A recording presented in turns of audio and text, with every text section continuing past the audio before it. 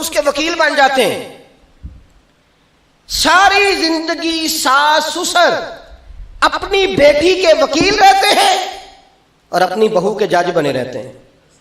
اس کے لیے فیصلے سناتے ہو, اس کی وکالت کرتے ہو, یہ بیٹی نہیں کسی کی, اس کے جج بن گئے ہو, اس کے حق میں فیصلوں کا اعلان ہے, اس کے لیے وکالتوں کا اعلان ہے. چھ معنی دار. مسلمان کا یہ اخلاقی رویہ نہیں ہوتا. نبی پاک علیہ الصلوۃ والسلام نے ہمیں سبق دیا ہے جو قریب رہنے والے ہیں انہیں تو معاف کرنا ہے, دوسرے کو تو معاف کرنا ہی نہیں پڑتا. اپنوں کو ہی تو معافی کی ضرورت ہوتی ہے چونکہ اپنوں نے ساتھ رہنا ہے. حضرت انس بن مالک رضی اللہ تعالیٰ عنہ یہ بڑے خوش نصیب خوش بخت انسان ہیں. کہتے میری اماں خود مجھے حضور کی بارگاہ میں چھوڑ گئی تھی کہ یا رسول اللہ یہ آپ کی خدمت کرے گا. کہتے میں نے 10 سال حضور کی نوکری کی ہے, نبی پاک نے کبھی اوف بھی نہیں کہا. بلکہ بخاری مسلم میں ایک انوکھی بات موجود ہے. فرماتے ہیں مجھے ایک دن حضور نے فرمایا جا یہ کام کر کے آ.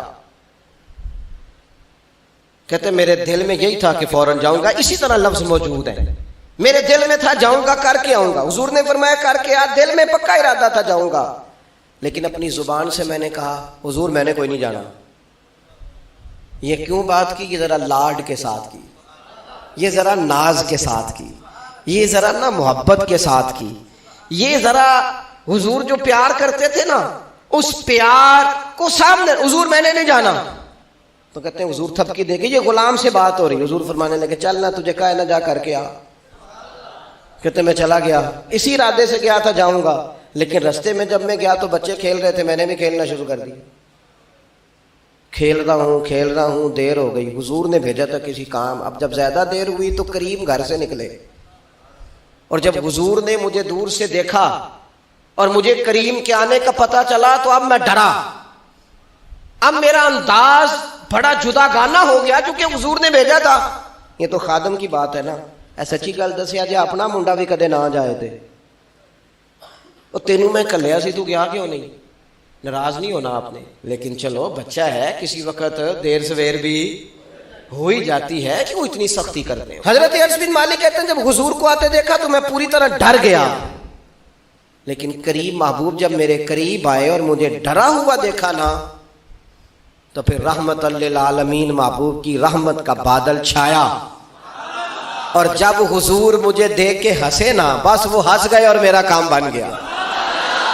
بس کریم تھوڑی دیر ہوئی ایک آیا کالیاں زلفاں والا, ایویں 2 کڑیاں میرے من میں رکیا تے کر گیا نور اجالا.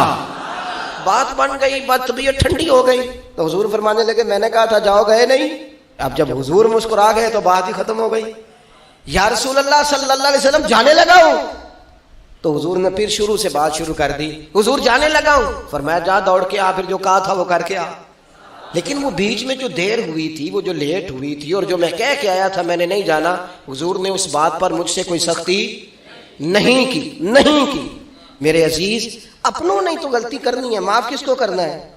اپنوں کو. لیکن ہم نے باہر ساری دنیا کو معاف کر دیا ہے, اپنوں کو ہم معاف کرنے کو تیار نہیں. اپنوں کو معاف کرنا ہے, اپنوں سے در کو. اور پھر آپ اگر کوئی دینی تعارف رکھتے ہیں, آپ نمازی ہیں, آپ حاجی صاحب ہیں, آپ بزرگ ہیں, آپ شیخ ہیں, تو پھر تو آپ کے اخلاق میں اور زیادہ وسعت ہونی چاہیے.